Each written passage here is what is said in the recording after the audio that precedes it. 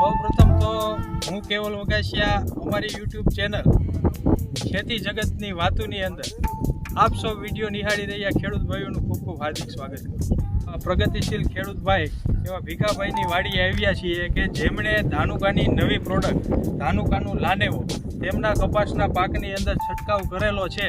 તો આજે ભીખાભાઈ પાસેથી જ આપણે સાંભળીએ કે એમને લાનેવોનું રિઝલ્ટ કેવું લાગ્યું. તો જય શ્રી કૃષ્ણ ભીખાભાઈ. જય શ્રી કૃષ્ણ. આપનું પૂરું નામ અને ગામ જણાવજો. ભીખાભાઈ કલ્યાણભાઈ ગોટી, કામપરડી ગામ, બરડા તાલુકો, બોટાદ જિલ્લો.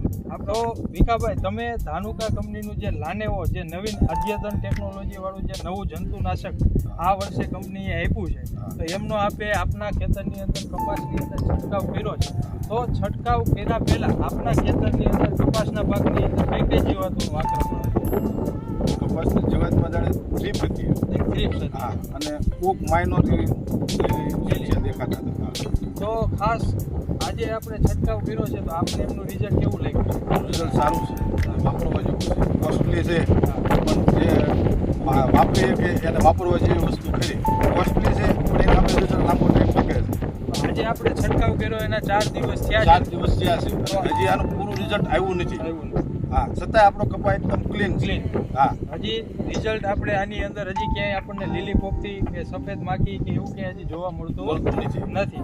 અને સારામાં સારી ગ્રીનરીમાં નવી ફૂટની અંદર કે કપાસ એકદમ આપણો લીલોછમ છે. જ્યારે અત્યારે આપણા વિસ્તારની અંદર ઘણા બધા ખેતરોની અંદર આપણે જોવા જઈએ તો ભયંકર એવા થ્રીપ્સનો પણ એટેક છે અને લીલા તુસિયાનું અને સફેદ માખીનું પણ આક્રમણ છે.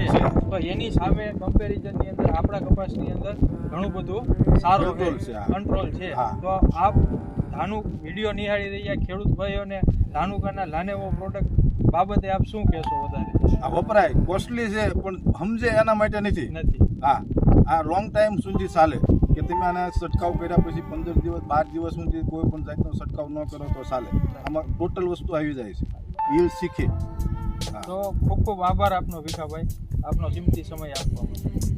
ચેનલને સબસ્ક્રાઇબ કરો અને તેની બાજુમાં ઘંટડીને દબાવી અને અમારી સાથે જોડાયેલા રહો.